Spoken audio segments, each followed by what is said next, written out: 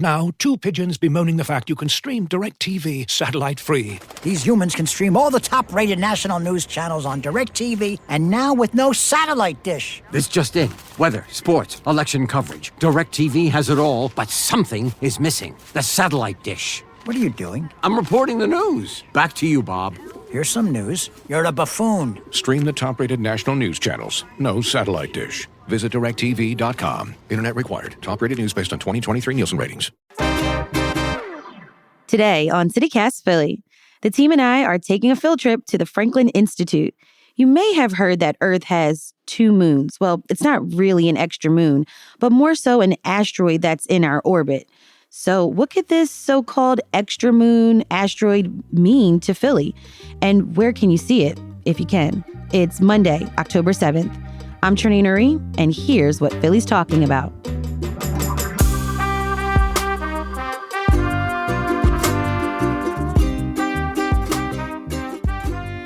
Derek Pitts, chief astronomer and director of the Fels Planetarium at the Franklin Institute. Welcome to CityCast Philly. Thanks for having me. Yes. I've read the headlines and I've seen the social media posts.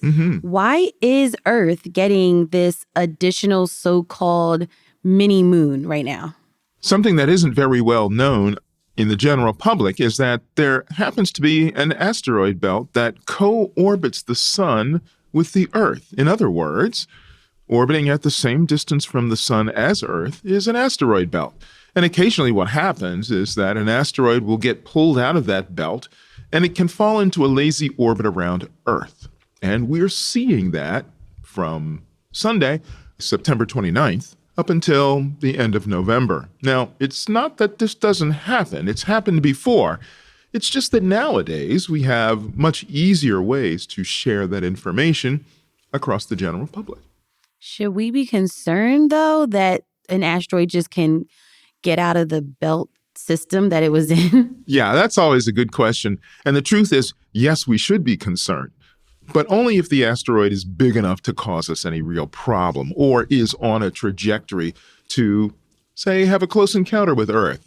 And there aren't very many of those. In fact, NASA and other space agencies around the world keep track of as many asteroids as possible, like thousands of them, so that we can have advanced notice or warning if there is anything out there that could possibly harm us.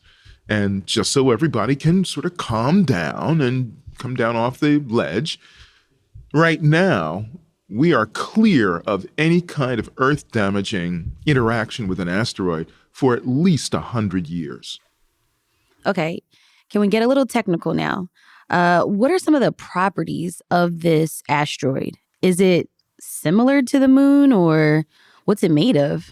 Yeah, the reason why it's described as being a second moon is because it's going to orbit the Earth for a short time, like the moon orbits the Earth, although the moon has been orbiting the Earth for some 4 billion years now. But this asteroid is not going to be in orbit around the Earth more than about a month and a half.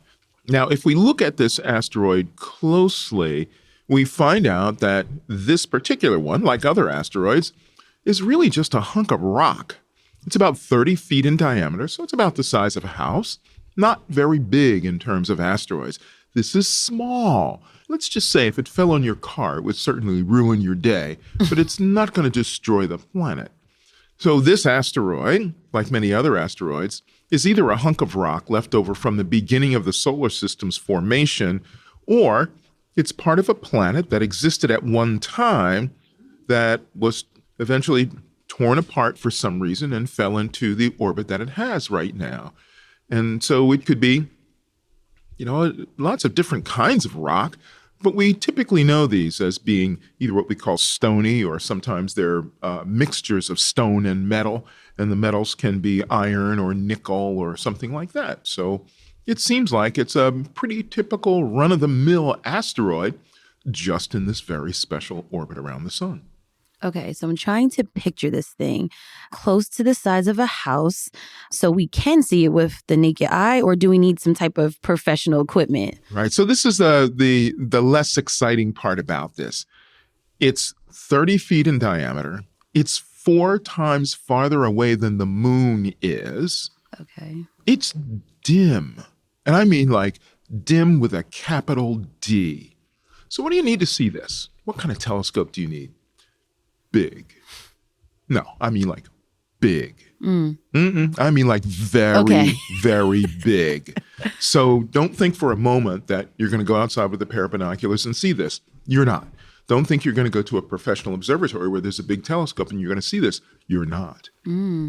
Tiny, dim, far away. All the worst challenges for seeing anything like this. So why was everyone making such a big deal of this? Right. That's a really great question. And I have an answer that works for me. The person reporting has never had experience with actually observing something like this.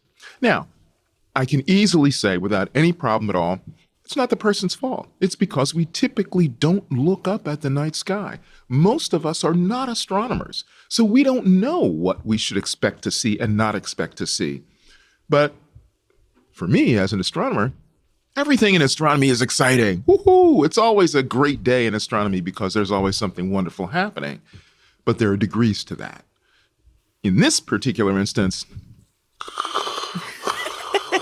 I'm yawning, if you can figure that out. Got you. But instead, there are plenty of other things to observe that are far more exciting than this. Ooh, I like how you ended, because I was going to say more on this fascinating science story, but maybe not so fascinating science story after the break.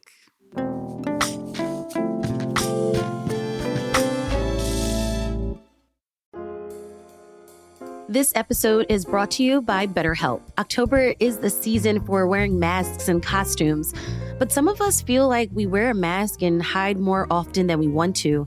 At work, in social settings, around family, therapy can help you learn to accept all parts of yourself. Therapy has been helpful for me to learn positive coping skills and how to set boundaries. It empowers you to be the best version of yourself. If you're thinking of starting therapy, give BetterHelp a try. It's entirely online, designed to be convenient, flexible, and suited for your schedule. Just fill out a brief questionnaire to get matched with a licensed therapist, and switch therapists at any time for no additional charge. Take off the mask with BetterHelp. Visit betterhelp.com/citycast today to get 10% off your first month. That's BetterHelp, HELP.com/citycast. Hi, this is David Plotz of CityCast. Have you thought about a gift for yourself this year? One that has the power to help you grow and learn and become a better version of yourself? Give yourself the gift of language by getting Babbel. With quick 10-minute lessons handcrafted by language experts, Babbel gets you talking a new language in 3 weeks, because talking is the key to really knowing a language. And that's how Babbel approaches it. It's designed for real conversation. So I have a trip to France planned with my girlfriend. Was it inspired by the Olympics? Yes, it was. And it's given me the chance to revive my old high school French. And it's so fun to catch back up with the vocabulary I'd forgotten. To remember all the food, for example. I'm in a lesson on ingredients, so I'm going to make crepes with butter and sugar. Avec sucre et de beurre salé, on va se régaler. We're going to have a feast. I learned this great new French expression too. J'en ai l'eau à la bouche. That means I have water in the mouth. That means it's mouth-watering. Love it. Love French. Anyway, Babbel gets you talking, and studies from Yale and Michigan State University and other leading universities prove that it works. So here is a special holiday deal for CityCast listeners. Right now, get up to 60% off your Babbel subscription, but only for CityCast listeners at babbel.com/citycast. Get up to 60% off at babbel.com/citycast, spelled BABBEL.com/citycast. Rules and restrictions may apply.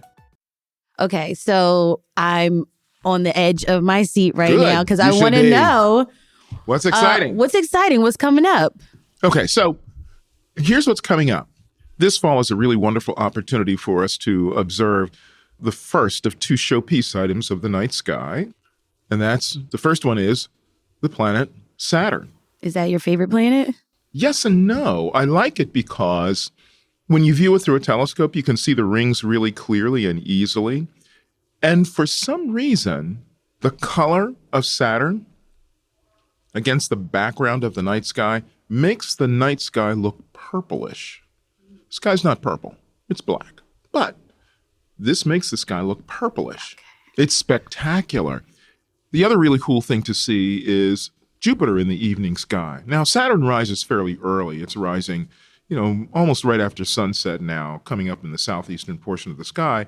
And Jupiter is available after midnight. So if you're up in the morning before sunrise, it's still dark out, the bright object you see in the southeastern sky, that's going to be Jupiter. So you'll have Saturn in the evening sky, and you'll have Jupiter in the pre-dawn sky. Both look really great in a telescope. If you don't have a telescope, get out that pair of binoculars that's been kicking around. They'll also help you get a better view too.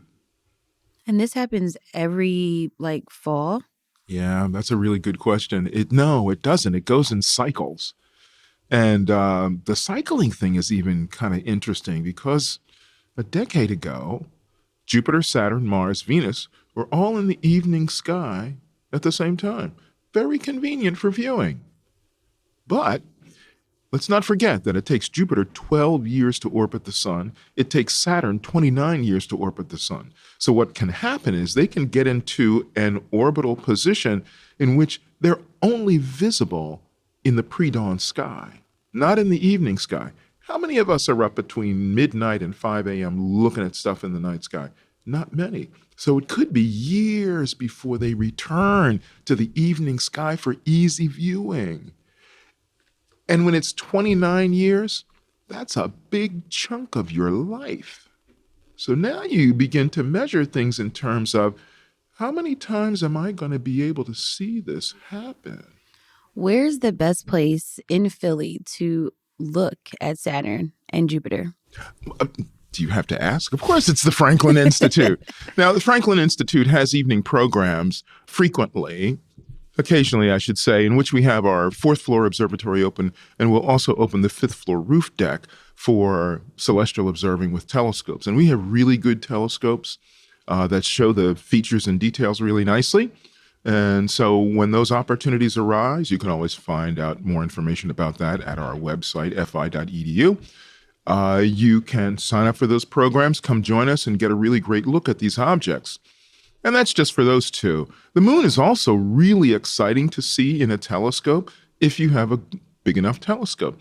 And our telescopes here are certainly big enough to show you features on the moon you would never imagine you would be able to see. And it's really spectacular. There are other opportunities around the Delaware Valley.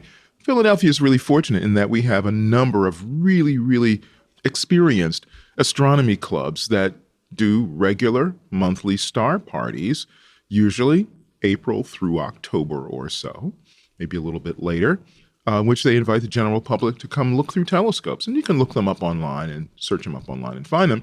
But these are folks that have a number of different kinds of telescopes that take great pride in knowing what they're doing and providing a really excellent image. And if you have an opportunity to do that this fall while Saturn is beginning to poke its head out, you should really do that. Now, how do we pair all of this with us being in a big city where there's tall buildings and light pollution and sometimes cloudy skies? That's a super good question. Yeah. Well, it's interesting that in this day and age when our capability, the availability of telescopes for the general public is so high, our ability to see the sky in an urban area has gone down so dramatically. And this is true of every big city. All the big cities around the world feel that one of the best things they can do for their cities at night is to provide lighting. We need lighting for safety. We need lighting for illumination. We need lighting for this. And don't forget, we also need architectural lighting for these wonderful tall buildings that we've created because it's a marvelous nighttime accent. Except for one thing, particularly the architectural lighting of buildings at night. They tend to uplight the building. Makes the building look great, but it also shines all that light into the night sky. And that makes it difficult for any of us to be able to see the cool stuff that should be available to our naked eye. So, it's a real problem. We can overcome it to a degree. But let me just put this out there.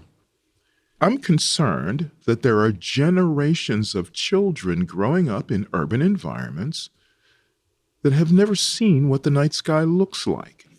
Oh, they see the moon. They see a star. They see an object that's a planet, but they can't really tell it's a planet. And that's about all. So they can't see the richness of the night sky. They can't see the Milky Way, the arms of our galaxy that are visible. They can't see the plethora of stars that are out there.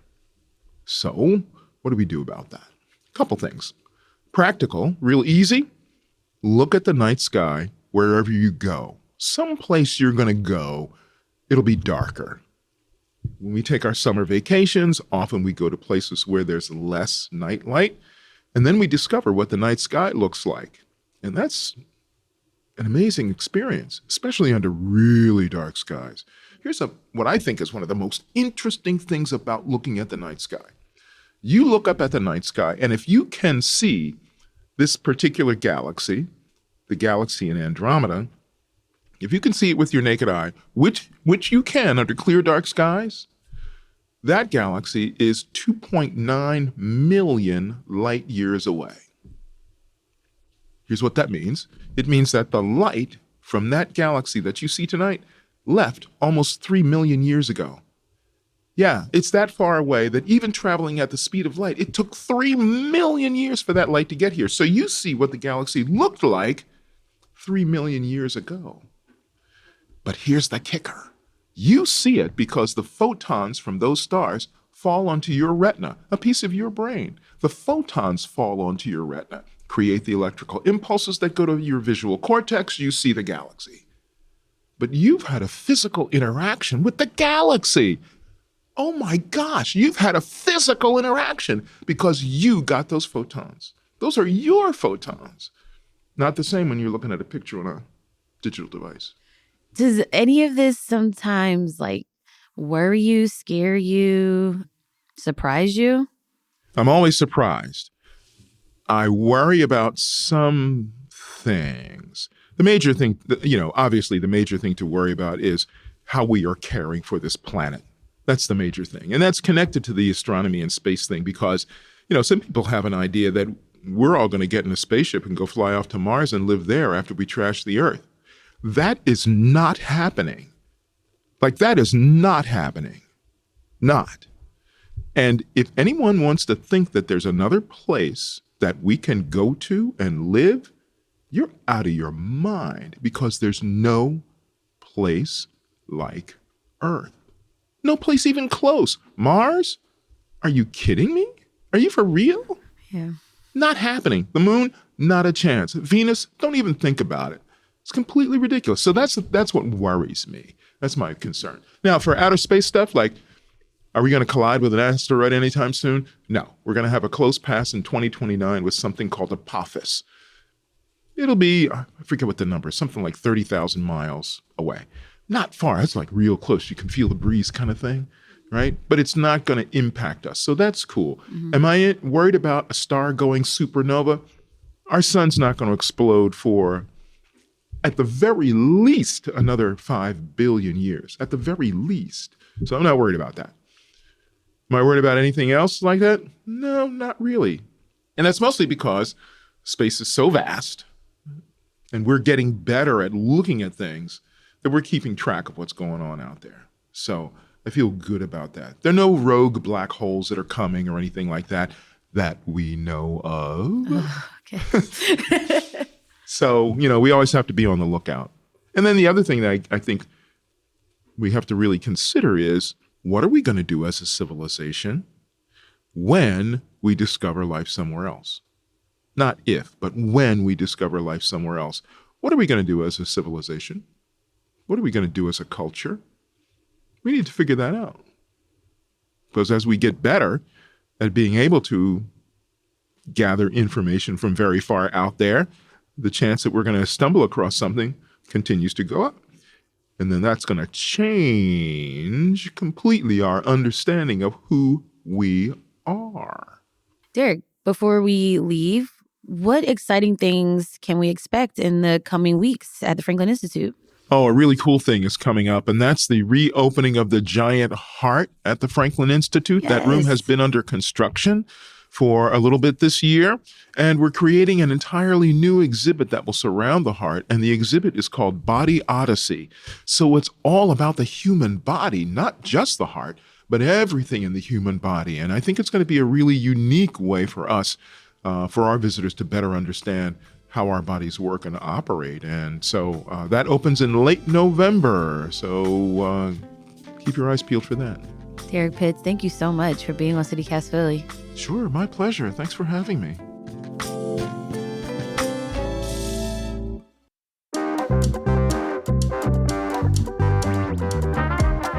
That's all for today here on CityCast Philly. If you enjoyed this episode about the happenings of the universe, tell a friend. Rate the show, leave us a review, and hit that subscribe button. Be sure to sign up for our morning newsletter, Hey Philly, to learn more about what else Philly's talking about. We'll be back tomorrow morning with more news from around the city. Bye.